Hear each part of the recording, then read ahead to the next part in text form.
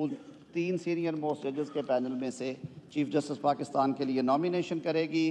Chief justice Pakistan کا میعاد عہدہ جو ہے وہ 3 سال مقرر کی گئی ہے، باوجود کہ جب ہم نے دیکھا کہ 6 اور 7 سال والے لوگ یہاں پہ آئے تو پھر کیا ہوا اس معاملے کے ساتھ۔ کچھ کانسیکوینشل امینڈمنٹس ہیں جس کی وجہ سے کلازز زیادہ ہوں گی۔ کچھ امینڈمنٹس آج سینٹ میں floor of house,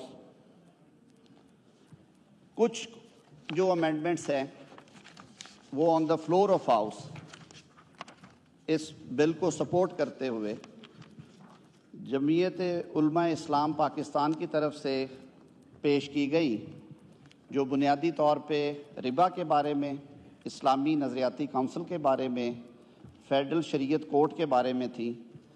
in amendments کو حکومتی اتحاد نے سینٹ میں سپورٹ کیا اور وہ اس بل کا حصہ بنی۔ آرٹیکل 38 اسی سلسلے میں ہے، جو ربا کے بارے میں پیچھے فیصلہ بھی آیا وفاقی شرعی عدالت کا، اس کو اکنالج کیا گیا پرنسپلز آف پالیسی میں آرٹیکل 38 میں۔ آرٹیکل 48 میں کچھ چیزیں کئی دفعہ اوجھل ہو جاتی ہیں۔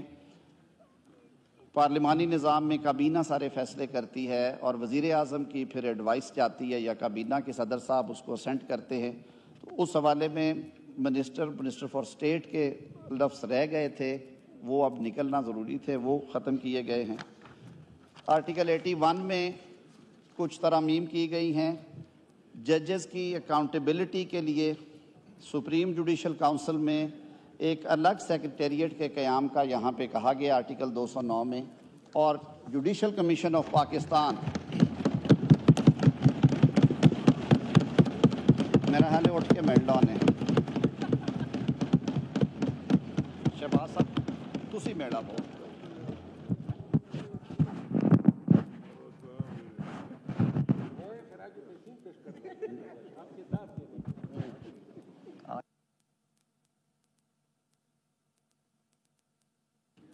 جی لا منسٹر صاحب، لا منسٹر صاحب،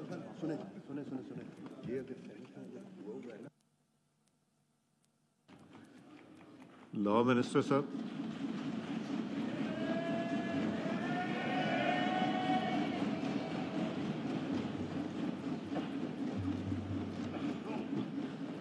لا منسٹر صاحب یو ہیو 3 منٹس۔ سر جی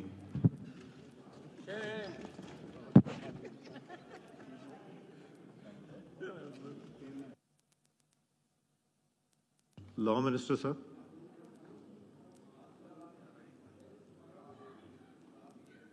جی آپ 2-3 منٹ میں کیجئے، پھر میں بالکل کر لیتا ہوں۔ پھر میں اس کو سر اسی طرح آرٹیکل 111 میں ایک امینڈمنٹ تجویز کی گئی ہے۔ آرٹیکل 111 یہ ہے کہ سر آئین میں وفاقی حکومت اور صوبائی حکومتیں 5 ایڈوائزرز جو ہیں وہ اپوائنٹ کر سکتی ہیں۔ عام طور پہ وہ ٹیکنوکریٹس بھی ہوتے ہیں یا اپنے فیلڈ کے ماہر ہوتے ہیں۔ وفاق میں ایڈوائزرز کو ایوان میں آ کے سوالوں کے جواب دینے کی اجازت ہے، وہ بیٹھتے ہیں، رائٹ آف ووٹ نہیں ہے اگر وہ ان الیکٹڈ ہیں۔ صوبے میں یہ نہیں تھی، تو سر وہ یہ نارملی